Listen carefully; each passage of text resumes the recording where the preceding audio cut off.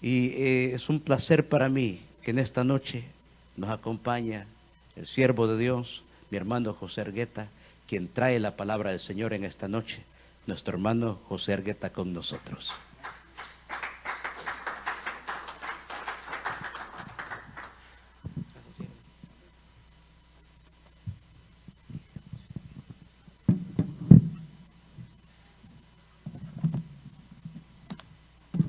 ¿Cómo está, iglesia? Dice Hebreos 11:6, ¿no? Que el Señor es galardonador ¿de quiénes? ¿De quiénes? ¿Cuántos vinieron a buscar al Señor hoy? En Lucas 5:6 dice que el gentío se venía hacia Jesús, ¿para qué? Para escuchar palabra de Dios. Cuando nosotros venimos a la palabra, pensamos que necesitamos realmente de ese tipo de gentío. Pero a ese gentío, ¿sabe qué le decía Jesús? ¿Sabe qué le decía Jesús, iglesia? El que tenga oídos para oír, ¿que qué? Porque muchos eran los que lo seguían, pero pocos eran los que oían. Entonces el día de hoy queremos realmente que el Señor, el Logos de la palabra, el creador del universo, el galardonador de los que le buscan, que nos hable. ¿Qué les parece? Para eso quiero que comencemos y vamos a ir a la escritura de una sola vez. Vayan conmigo a la primera carta que el apóstol Pablo le escribe a la iglesia de Corintios. A la primera carta que el apóstol Pablo le escribe a los Corintios en el capítulo 1. Y estaremos meditando desde el versículo 26 en adelante. 1 Corintios capítulo 1, versículo 26 en adelante. Amén. Cuando estén ahí, en reverencia a su majestad, el Logos, la palabra encarnada, Jesucristo, nuestro Señor, nos ponemos de pie. Amén. Y la palabra de Dios se lee en el nombre del Padre, del Hijo y en la presencia de su Sagrado Espíritu que vive en cada uno de nosotros. Amén. 1 Corintios 1:26 dice: pues mirad, hermanos, vuestra vocación, que no sois muchos sabios, ¿según qué?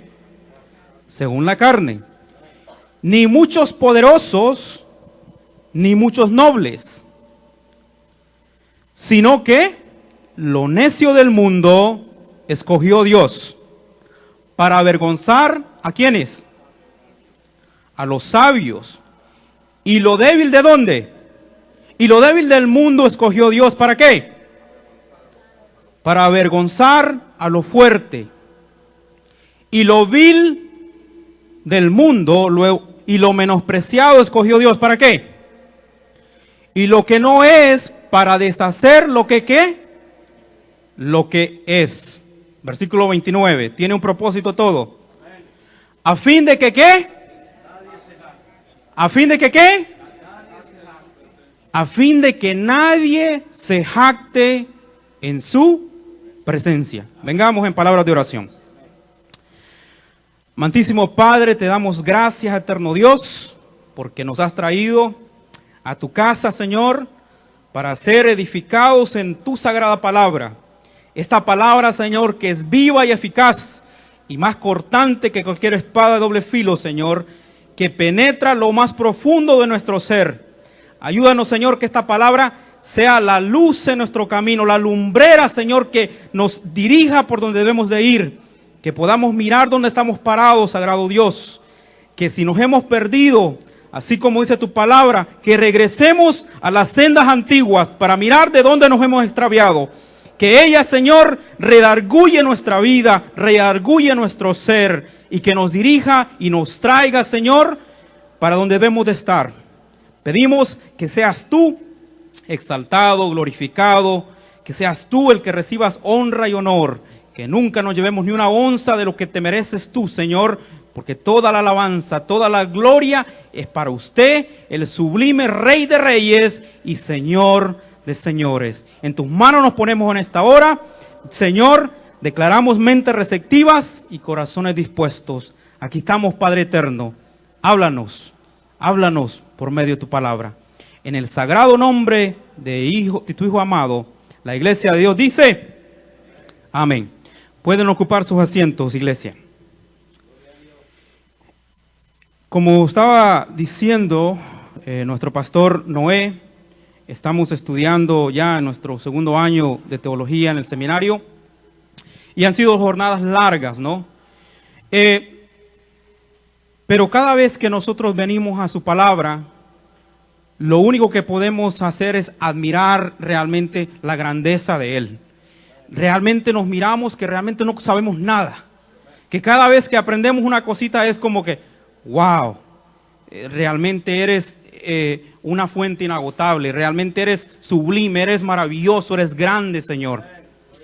Y cuando miramos esta palabra de Primera de Corintios, está hablando como que yo cuando leía esto está hablando de nosotros, está hablando de mí.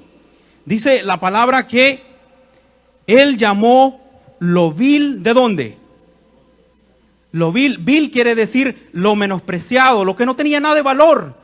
Y dice, y de eso escogió para deshacer aquello que es, o sea, los que se creen mucho, ¿no?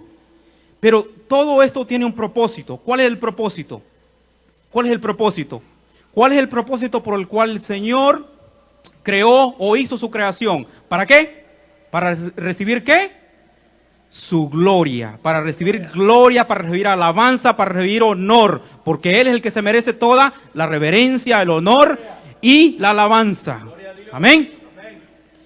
Y cuando miramos esto, si lo miramos a la luz de los evangelios, yo meditaba en esta semana, y esta semana, este tema que les quiero hablar en esta noche son las marcas de un discípulo transformado. Las marcas de un discípulo transformado, para los que toman nota. Yo soy más como estudioso, más de maestro que realmente de predicador, que es lo que nos ha dado el Señor. Amén. Y en esta noche quiero hablarles acerca de 6 lecciones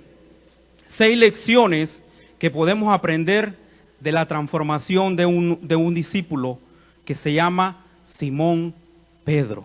Simón Pedro. Y les podría hacer una pregunta.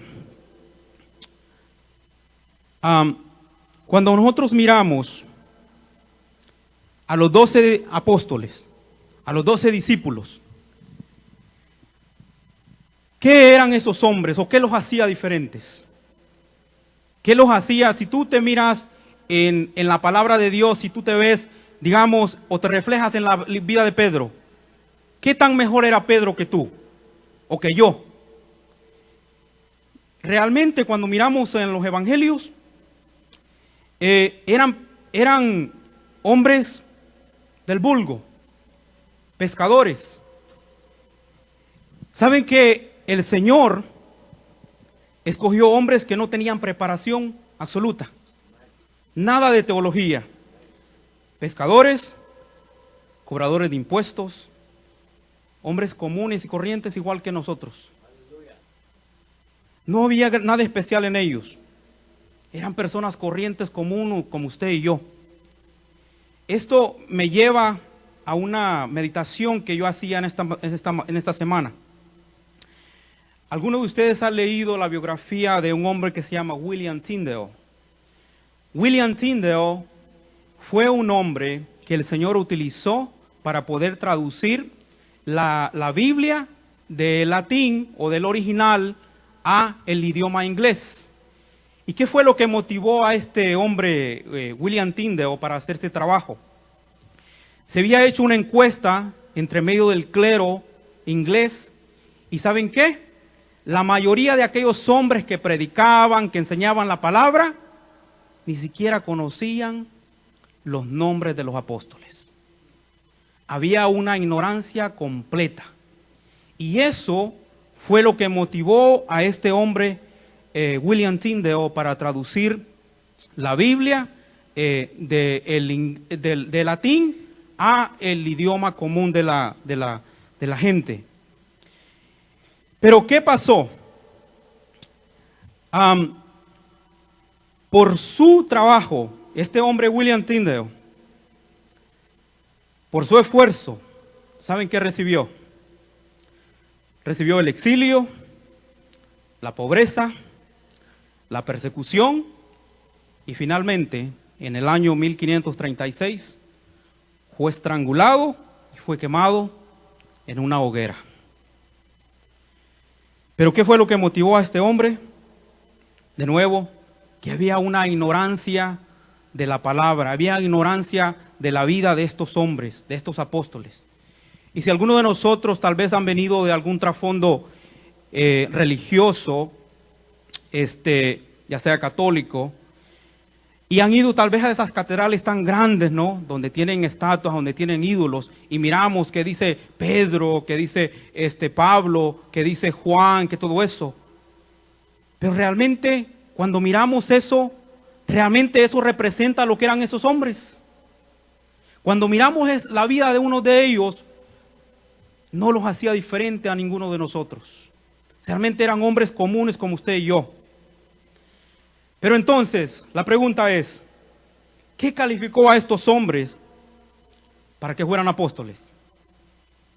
Obviamente no fue su capacidad, ningún talento extraordinario. Como les decía, eran galileos, no pertenecían a la élite. Se consideraban los galileos de la clase baja, los pobres, campesinos de cero educación prácticamente, eran insignificantes. Pero Jesús los seleccionó para que fueran y llevaran y proclamaran las buenas nuevas de salvación. Si se pudiera pensar en eso, oye, ¿a eso escogiste tú para que trajeran las buenas nuevas de salvación? Y gracias a ello nosotros tenemos la palabra que tenemos hoy. ¿Se han puesto a meditar en eso? Entonces estos 12 hombres eran hombres comunes como usted y yo.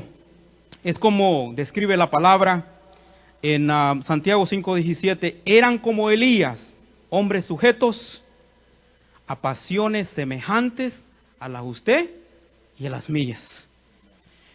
Y estos hombres no alcanzaron ninguna altura del servicio, no alcanzaron ninguna estructura o avance espiritual, sino fueron transformados en vasos de honra únicamente por obra del alfarero, únicamente por obra de él. Entonces, es más, ¿saben qué dijo Jesús acerca de unos de ellos? Miren lo que nos dice Jesús en Lucas 24:25. Les dice, entonces él les dijo, oh insensatos. Meditemos ahí un momento. Oh insensatos y tardos de corazón para creer todo lo que los profetas han dicho. ¿Qué está diciendo Jesús? La palabra insensato quiere decir una persona sin inteligencia. Es un necio. En común lo podemos decir o vulgarmente lo llaman a una persona así, tonto, estúpido. Imagínense lo que está diciendo el Señor. Le dice, oh insensatos y tardos de corazón. O sea, no tenían gran escala espiritual. Oh, qué grandes hombres. No los hacía diferentes a usted y a mí. Entonces el día de hoy quiero que comencemos con este hombre, Simón Pedro. Como les estaba diciendo, vamos a aprender 6 lecciones de la transformación de Pedro. Pero primeramente quiero que miremos su llamado. En Lucas 6:14 dice la palabra, a Simón a quien también llamó, ¿cómo llamó? A Simón a quien también llamó Pedro. Lucas usa este énfasis en la palabra Simón. Es importante esta selección que usa de las palabras Lucas, no solo porque le dio un nombre nuevo para reemplazar al viejo, sino que también lo llamó Pedro. Esta palabra Pedro es una especie de sobrenombre que el Señor le puso. En arameo es la palabra Cefas. Pero Pedro significa Petros, que es la palabra griega para un pedazo de roca. Pero la palabra Simón quiere decir caña, que es movida para todos lados. Y el Señor le está poniendo ¿cómo? Le está poniendo piedra. ¿Qué es más fácil mover? ¿Una caña o una piedra? Obviamente. Entonces el Señor le está diciendo, esto es lo que eres, pero esto es lo que yo quiero que seas. Fíjense que es interesante cuando miramos este nombre de Pedro. Saben que el apóstol Juan, si ustedes han meditado en los evangelios, era un hombre que posiblemente conocía a Pedro más que cualquiera de nosotros. Era un hombre que venía de Bethsaida, del mismo lugar donde nacieron, posiblemente crecieron juntos. Juan se dedicaba al mismo oficio que Pedro, a la pesca. Como miramos en los evangelios, también coincidían en Galilea, vivían en Galilea también. Y Juan, que posiblemente lo conocía más que cualquier otra persona,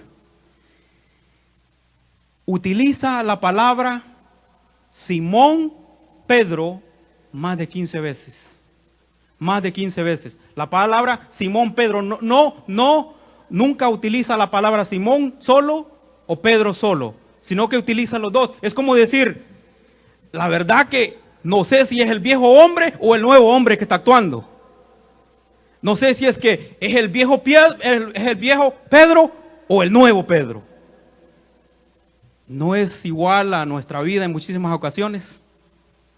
No nos miramos en ese reflejo nosotros, que en veces no sabemos si es el viejo hombre o es la nueva creación en Cristo que está actuando. Y es más, en los contextos que nos relacionamos, en nuestros trabajos o con las familias, también no que eres cristiano, ¿verdad? ¿Amén? ¿Están conmigo? Ok. Entonces, podemos hacernos una pregunta.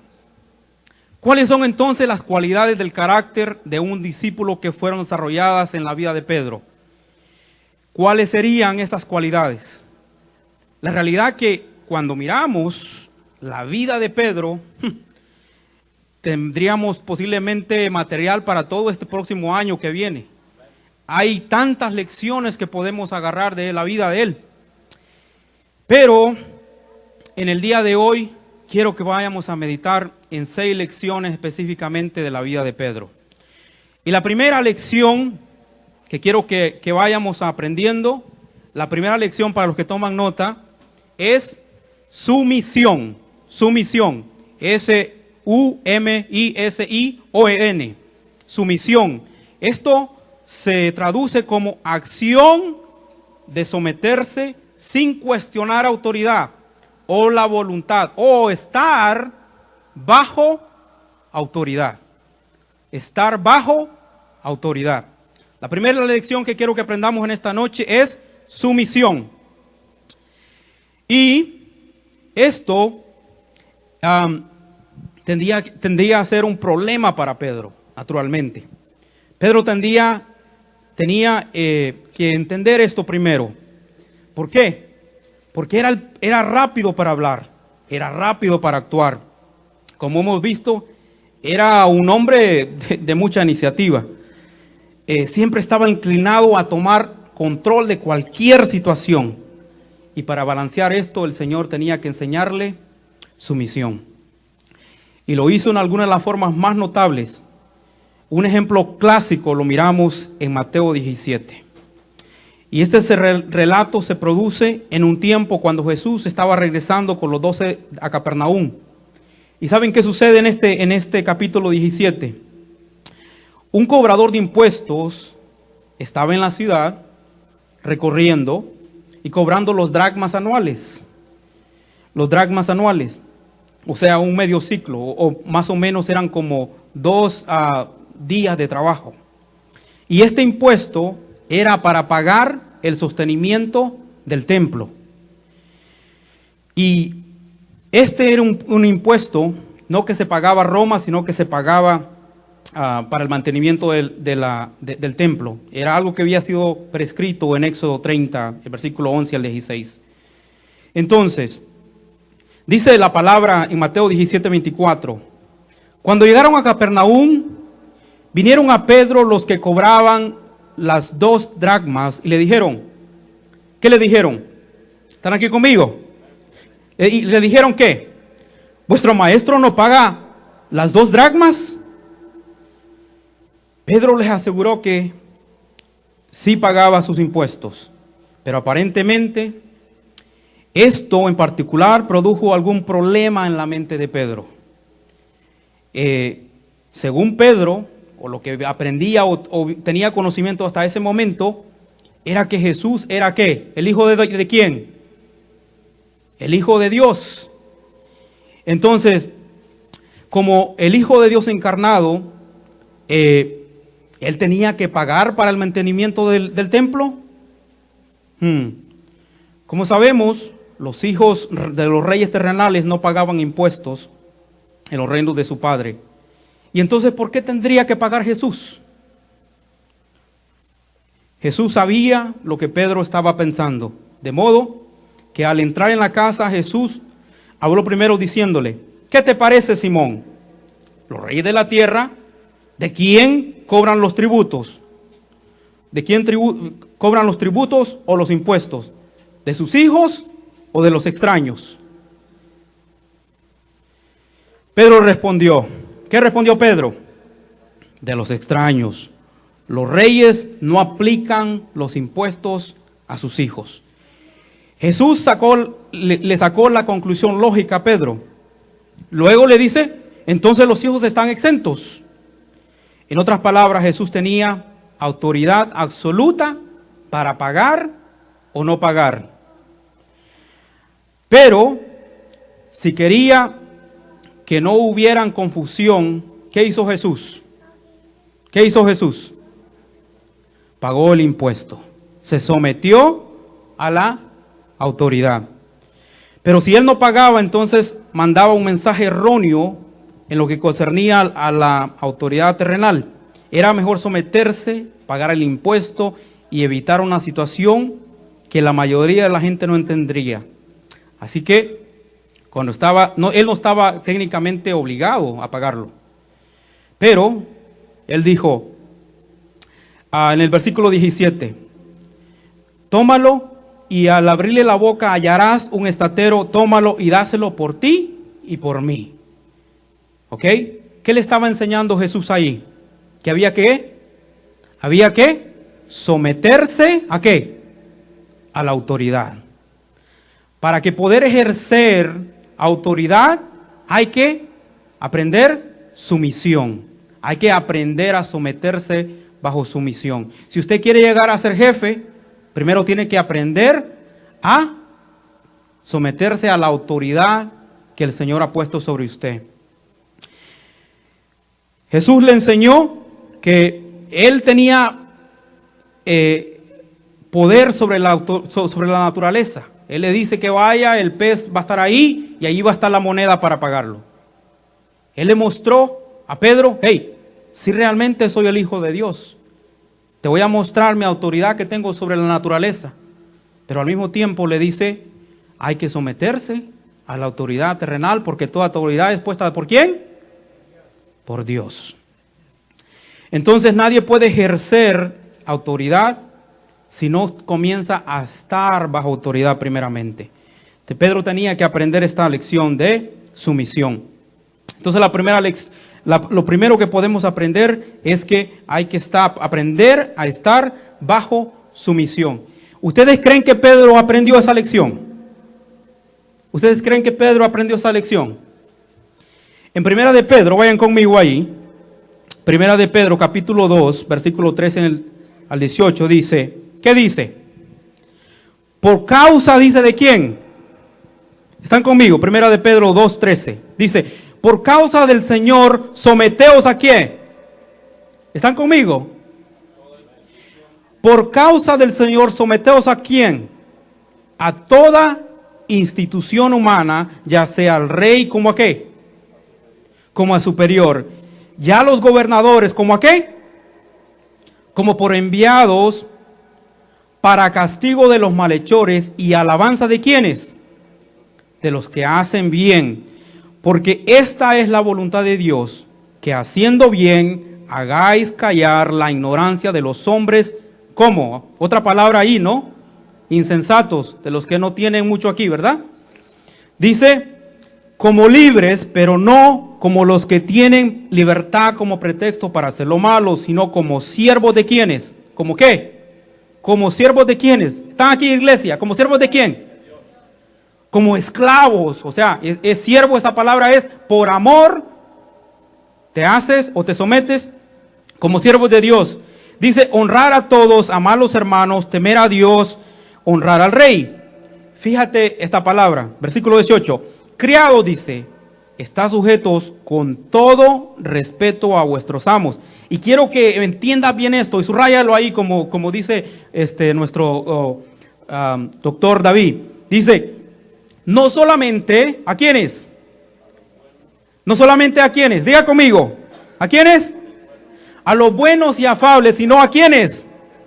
Sino a quiénes. ¿A quiénes? Es que hay muchos, ¿no? A los difíciles de soportar. ¿Aprendió la lección Pedro o no la aprendió? Claro que sí había aprendido, ¿verdad? Muy bien. La segunda lección que vamos a hablar en esta noche es la sujeción. Sujeción. Diga conmigo, sujeción. Y eso quiere decir aprender a refrenarse o tener autocontrol. En los frutos del Espíritu se llama como templanza. Amén. Entonces, la segunda lección es la sujeción. Y en esta cualidad del carácter tenía que aprenderla Pedro, obviamente. Muchas personas con las habilidades de liderazgo sobresalen, pero no tienen autocontrol. La ira, el enojo, la gritería, el descontrol los gobierna. Y muchísimos personas que están en grandes corporaciones hasta tienen que ir a seminarios, tienen que ir hasta lugares donde puedan tener aprender acerca de cómo controlar la ira. Amén. Pero cuando nosotros miramos a Pedro, miramos un hombre realmente que de control no sabía ni cómo era, ¿verdad? Ni por dónde comenzaba. Entonces, Pedro tenía esas tendencias similares, igual a como muchos de nosotros. Era impetuoso, tenía una personalidad impaciente, fácilmente se perdía el control y fácilmente se irritaba. Por lo tanto, tenía que aprender a refrenarse. Pero el Señor tuvo un buen cuidado para enseñarle a Pedro a refrenarse. Y es una de las principales cualidades que Pedro tuvo que soportar a las censuras más grandes que jamás alguien haya tenido. El Señor estaba enseñándole constantemente a refrenarse. Y en ninguna parte se ve más claro que en aquella escena del Getsemaní. Cuando vienen a traer a Jesús con palos, viene el ejército, vienen multitudes a querérselo llevar. ¿Y qué hace Pedro en ese momento? Cuando llegan aquellos grupos con aquellos soldados, ¿qué es lo que hace Pedro? ¿Saca qué? Una espada. Y la escritura dice que le corta la oreja a Malco, el siervo o el servidor del sumo sacerdote. Bueno, realmente la oreja fue que le agarró, pero seamos claros, iba por otra cosa. Amén. Pero miren, en esto de autocontrol, en esto de sujeción, el Señor le dice esto a Pedro en esa escena. Mateo 26, 52. Entonces Jesús le dijo, vuelve tu espada a su lugar, porque todos los que tomen espada, ¿a espada qué? Perecerán. Es más, en otra parte, en el Evangelio de Juan dice, basta ya. Como una persona sumamente enojada. Basta ya. Aquella reprensión, imagínense Imagínense que a usted lo reprendan en frente de sus enemigos. ¿Cómo se sentiría? No, hombre, me pusieron en vergüenza en medio de todos. Me voy. Ya no vuelvo a venir aquí. Pero ¿saben qué? Aquella reprensión le sirvió especialmente a Pedro recibirla en frente de sus enemigos. Él aprendió mucho de lo que vio aquella noche. Y más tarde en su vida había de escribir. Primera de Pedro, capítulo 2, versículo 21 al 23 dice: pues para esto fuisteis llamados, porque también Cristo padeció por nosotros, dejándonos como qué, dejándonos ejemplo para que sigáis sus pisadas, el cual, ¿qué pasó? No hizo pecado, ni se halló engaño en su boca, sino quien cuando le maldecían, ¿qué pasó? ¿Qué hacía Jesús? ¿Están conmigo, iglesia? Quien cuando le maldecían no respondía con maldición. Cuando padecía no amenazaba, sino que ¿qué? ¿Encomendaba qué? Encomendaba a causa al que juzga justamente. ¿Le sirvió la reprensión a Pedro o no le sirvió? Aprendió sujeción, aprendió autocontrol. La tercera lección que aprendió Pedro, como hemos dicho, hay un sinfín de cosas que podemos aprender. Pero la tercera cosa que aprendió Pedro, o la tercera lección que podemos aprender, es humildad. Humildad. Diga conmigo, humildad. Es la actitud que reconoce su lugar bajo la condición de criatura de Dios. Tuvo que aprender humildad. A menudo somos tentados por el pecado del orgullo. De hecho, el pecado obsesionante del liderazgo puede tener la tendencia a creer que somos más de lo que somos. Cuando la gente constantemente lo alaban o que le dan una buena palabra, la gente comienza a sentirse más de lo que es. Y especialmente los que predicamos la palabra, tenemos que tener mucho cuidado con eso. Porque realmente el único que merece gloria, honor, alabanza y todo lo que se merece es ¿quién? El Rey de Reyes y Señor de Señores, Cristo, que vive y reina por los siglos de los siglos. Entonces, podemos ver a Pedro que él también tenía que aprender esta lección de humildad. Él tenía tremenda confianza en sí mismo. Era evidente por la forma en que saltaba las respuestas antes incluso de que Jesús terminara de hacer la pregunta. En la mayoría de sus actos, como cuando saltó fuera del bote y empezó a caminar sobre las aguas, se hizo obvio, pero se hizo obvio en la peor manera o más desastrosa, cuando Jesús predijo que todos lo iban a dejar, que todos se iban a ir por su lado y que él iba a quedar solo.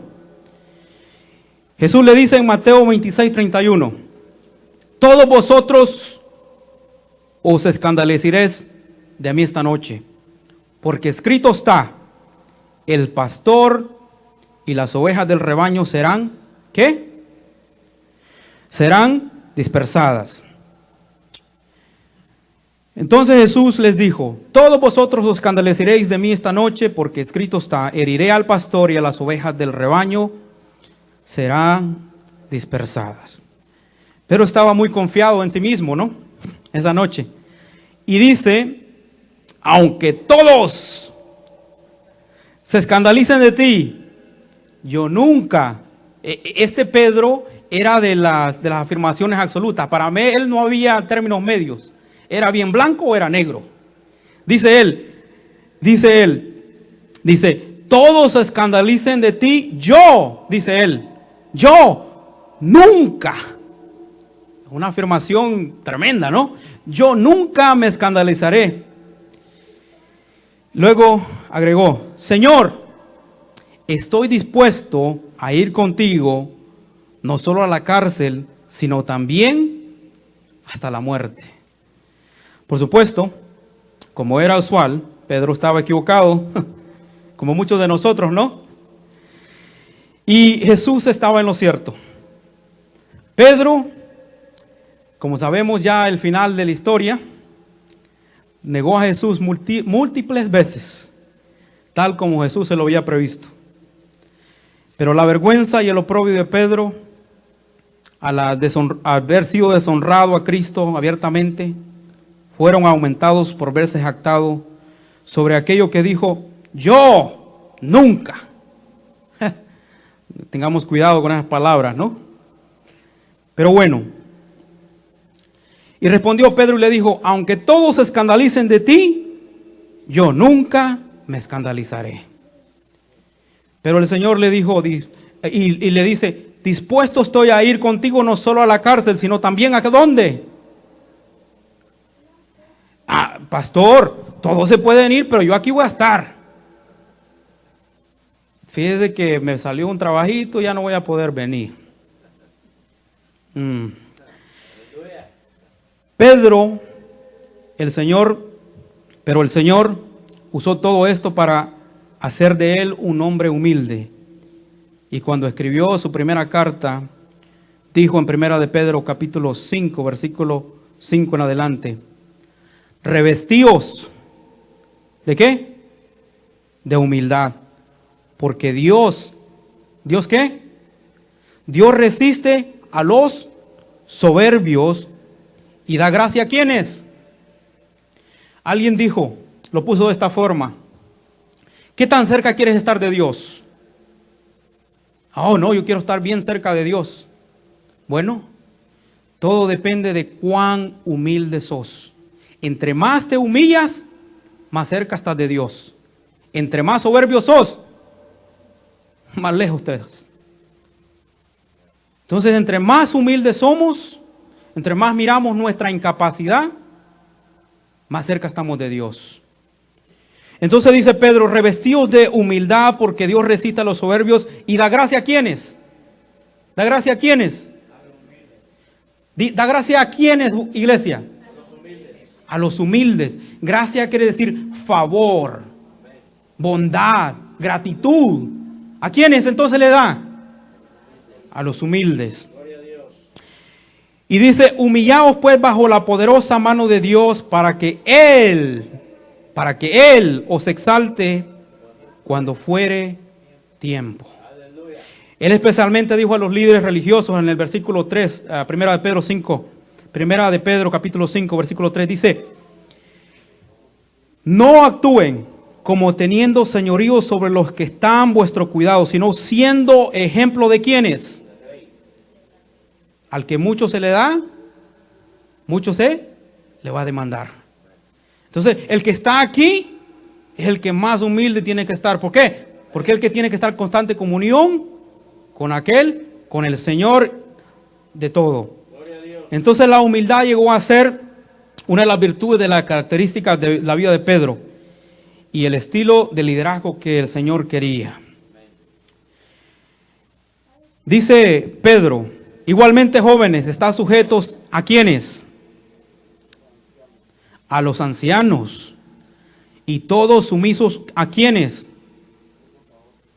Todos sumisos unos a otros, revestidos de humildad, porque Dios resiste a los soberbios y da gracia a ¿quiénes? Amén. La cuarta lección que aprendió Pedro fue: aprendió a amar. Aprendió a amar. Todos los discípulos lucharon y aprendieron que el verdadero discípulo significa servicio amoroso los unos a los otros. El verdadero cristiano, al igual que aquellos de aquellos tiempos, tiene que aprender a ser servidor. Servidor. El que exige servicio tiene que aprender a ser primeramente servidor. Y esta lección fue difícil de aprender para muchos cristianos en el día de hoy, porque todos quieren o queremos que nos sirvan, pero no queremos servir. Pedro y el resto de los discípulos necesitaban aprender que el discípulo tiene sus raíces y crece en el servicio amoroso hacia los demás cuando realmente estamos dispuestos a servir a Dios y a su iglesia. Amén. Entonces la cuarta lección que tuvo que aprender Pedro es aprender a amar. Aprender a amar. Miren lo que dijo Jesús en Marcos 9:35. Marcos 9:35 dice: entonces él se sentó y llamó a los 12 y les dijo. ¿Qué les dijo el Señor Jesús? ¿Qué les dijo? Marcos 9:35. Entonces él se sentó y llamó a los 12 y les dijo: si alguno quiere ser el ¿qué? El primero, será el postrero ¿de quiénes? ¿De cuántos? De todos. ¿Y servidor de cuántos? Entonces la grandeza, le dice el Señor, está ¿en qué? En el servicio. Entonces, pero en ninguna parte miramos esto tan evidente como lo que pasó aquella noche en el aposento alto. Aquella noche que nuestro Señor y Salvador Jesucristo fue traicionado. Como sabemos, Jesús y los discípulos habían ido a celebrar la Pascua y habían alquilado un cuarto ahí en Jerusalén. En esa cultura, por lo general, se reclinaban en el piso, no habían sillas tan cómodas como aquí, ¿verdad? Y se reclinaban verticalmente, entonces los pies de cada persona pues estaban en veces en la cabeza de encima de los demás. Y en aquellas regiones no habían carpetas, ni concreto, ni nada de lo que tenemos hoy en día, de que tenemos hasta de sobra, ¿no? Entonces eran caminos polvorientos, estaban llenos de lodo, de excremento, de suciedad. ¿Y qué pasaba con los pies? Se ensuciaban, ¿no? Entonces, había una tarea que usualmente estaba para el siervo o el servidor o el esclavo más humilde de la casa. Y esa tarea era el de lavar los pies. Y eso de lavar los pies era la tarea de nuevo del que fuera el de menor rango entre todos los servidores. Incluso entre los siervos, entre los esclavos habían niveles. Entonces este trabajo estaba asignado para el más bajo de todos. ¿Ok? ¿Están conmigo aquí, iglesia? Entonces, en esos tiempos estaban en el día de la Pascua y en Marcos 9:35 dice que entonces él se sentó y llamó a los 12 y les dijo, como lo habíamos dicho, el que quiere ser el primero, hay que ser el ¿qué? El postrero de todos. ¿Y servidor de quiénes? Amén. Entonces en ese día, en ese aposento alto, no había estado nadie para lavar los pies. Y ya estaban sentados en la mesa. En Juan 13, capítulo 13, versículo 4, dice de esta forma: y se levantó de la cena. ¿Dónde estaban todos? ¿Dónde estaban todos? Ya estaban en la mesa. Nadie se había preocupado porque, oye, nadie se lavó los pies, no hay nadie para lavar los pies. Y dice en Juan 13:4, se levantó de la cena y se quitó su manto y tomando una toalla se la ciñó. Luego puso agua en un lebrillo y comenzó a lavar los pies de los discípulos y a enjuagarles con la toalla con que estaba ceñido. Aparentemente, ¿qué había pasado aquí? Esa noche había estado llena de actividades y nadie había provisto un sirviente para lavar los pies de los invitados. Y los discípulos prefirieron, bueno, ahí déjalo, vamos a dejar esa etiqueta, así vamos a sentarnos, ¿qué importa? ¿verdad? Entonces, los discípulos prefirieron olvidarse de la etiqueta en lugar de ofrecerse a hacer aquella tarea, alguno de ellos. De modo que se agruparon en torno a la mesa y estaban preparados para comenzar a comer la cena sin haberse lavado los pies. Pero entonces dice la Escritura. ¿Qué dice la Escritura de nuevo? ¿Qué hizo Jesús? Se levantó de la cena. Versículo 4, Juan 13. Se levantó de la cena y se quitó ¿qué? ¿Se quitó su qué? Y tomando una toalla se la ciñó. Y luego puso agua en un lebrillo y comenzó a lavar los pies de los discípulos y a enjuagarlos con la toalla con que estaba ceñido. ¿Qué pasó en esta escena? El Evangelio de Lucas nos da un poquito de luz de otra escena que había pasado justamente entre que Jesús estaba haciendo esto. ¿Saben qué pasó?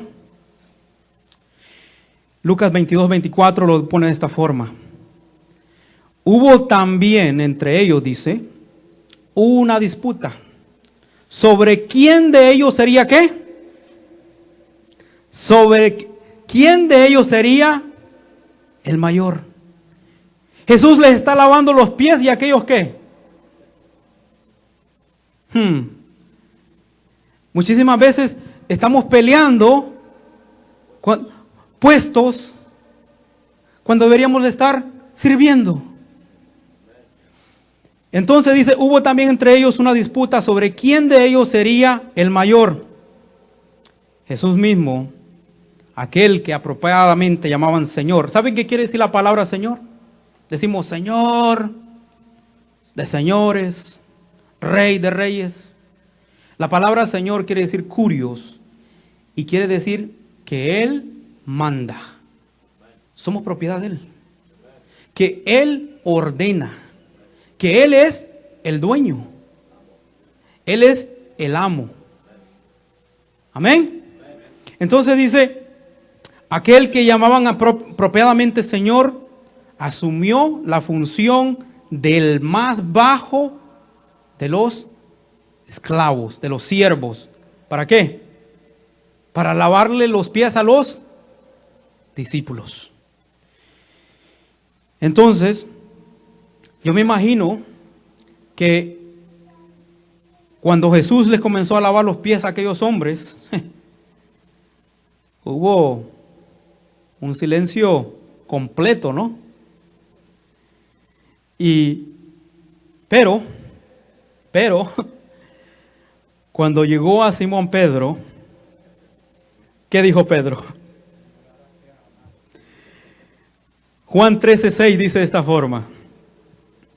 Entonces vino a Simón Pedro y Pedro le dijo, Señor,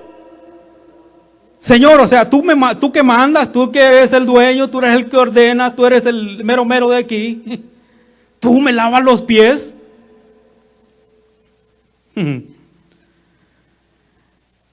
Pedro le dice, no me lavarás los pies. ¿Cuándo? Era de las declaraciones absolutas. Es como él no había blanco y negro. O sea, ahí no había términos medios, quiero decir. Él era bien sí o era no. O no, tal vez, no. Dice, no me lavarás los pies. ¿Cuándo? Aleluya. Jesús le respondió, si no te lavare, no tendrás parte conmigo. Pedro era increíble, ¿no? No hay matices grises entre él. Todo es absoluto, blanco o negro. Amén. Pero mira, versículo 9. Le dijo Simón Pedro, o sea, su viejo yo y su nuevo hombre. Le dijo Simón Pedro, Señor, no solo mis pies, o sea, si se trata de esto, báñame completo. Le dice, Señor, no solo mis pies, sino también las manos, la cabeza. O sea, si se trata de eso, báñame completo. No había términos medios para Pedro. ¿Ok? Jesús le dijo, el que está lavado no necesita sino lavarse los ¿qué? Los pies. Pues todo ¿qué? Pues está todo limpio. Le dice, está todo limpio. O sea, le dijo, como era de las declaraciones absolutas, Pedro, oye, está completamente limpio, no te preocupes. Ya no hay necesidad de bañarte. Le dijo, no necesitas sino lavarse los pies, pues está todo limpio y vosotros limpios estáis. Aunque no todos. Obviamente se refería a Judas, ¿verdad? Ok. Pero ¿qué es lo que estaba hablando el Señor? Estaba diciéndoles que constantemente, diariamente, nuestros pies se ensucian en el pecado. Cada día nos enredamos en el pecado. En nuestra mente siempre hay cosas que estamos pensando que no son buenas o agradables delante de Dios y que necesitamos venir delante de Él. ¿Para qué?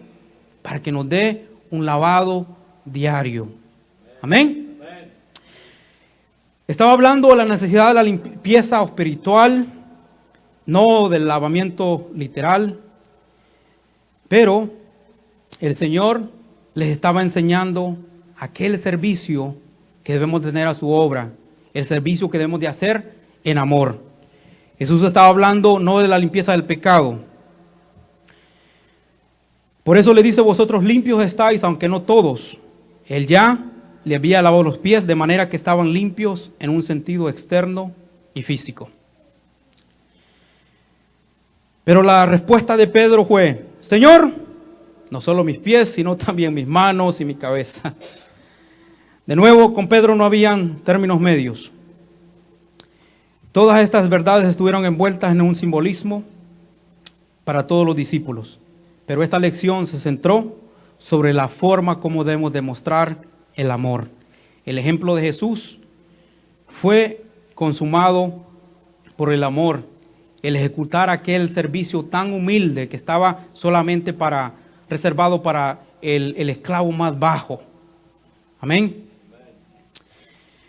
Más tarde esa noche, después de que Judas ya se había ido, ya lo había dejado, Jesús les dice a los 11, un mandamiento nuevo os doy. Un mandamiento nuevo os doy. ¿Qué le dijo? Versículo 34, Juan 13, 34. Un mandamiento nuevo os doy. Que os améis, ¿cómo? Que os améis, ¿cómo? Que os améis unos a otros como yo os he amado, que también os améis unos a otros. Y versículo 35 está importante, ¿no? Porque de boca hay muchas cosas podemos decir. Y dice, en esto conocerán. ¿Quiénes conocerán? Los que están fuera, los que ven nuestro testimonio diariamente, en nuestro trabajo, en todos lados donde estamos. En esto conocerán todos que sois mis discípulos. Diga conmigo, que todos soy ¿qué? Mis discípulos.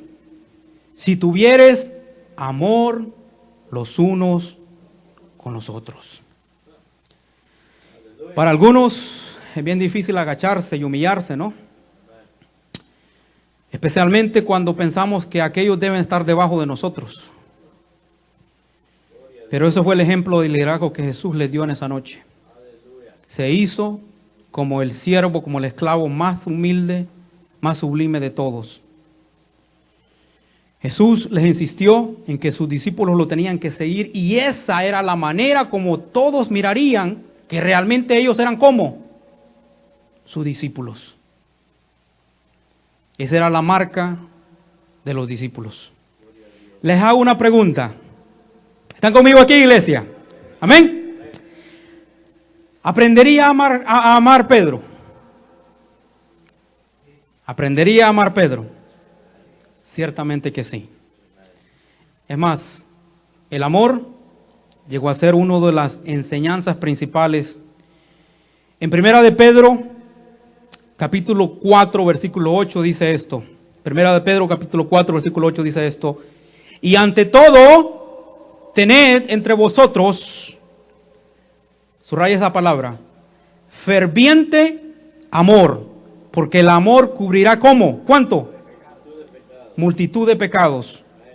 ¿Y por qué dije que subrayara esta palabra de ferviente? La palabra griega traducida como ferviente en este versículo es una palabra en griego que quiere decir ektenes, que literalmente quiere decir estirar al máximo. Estirar, diga conmigo, ¿estirar a dónde? Al máximo, al límite. Pedro estaba llamando a amar a lo máximo de nuestras capacidades. ¿Será que alguno de nosotros lo está haciendo? Pedro estaba diciendo, ámense, pero no un poquito, sino a lo más que puedas, con todo lo que tienes.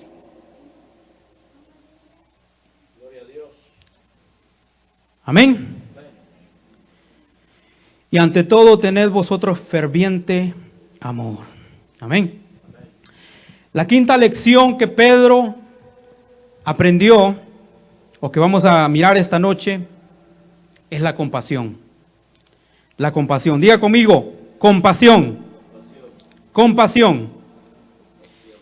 Es un sentimiento de tristeza que produce al ver padecer a alguien, que impulsa a aliviar su dolor o sufrimiento. Dale ánimos a alguien, pues. Esa es la compasión. Otra importante cualidad del carácter Pedro necesitaba aprender era la compasión. Cuando el Señor advirtió a Pedro que le negaría, le dijo, Satanás os ha pedido para zarandearos como a trigo. Lucas 22:31. Generalmente, el trigo era separado de la paja, zarandeándolo y lanzándolo en el aire para que cayera en un montón limpio, ¿no?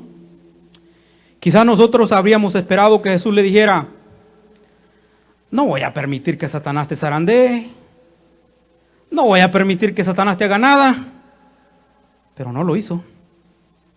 ¿Qué hizo el Señor?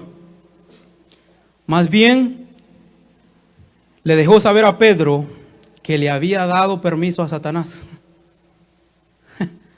Muchísimas veces nosotros estamos siendo zarandeados y nos preguntamos por qué.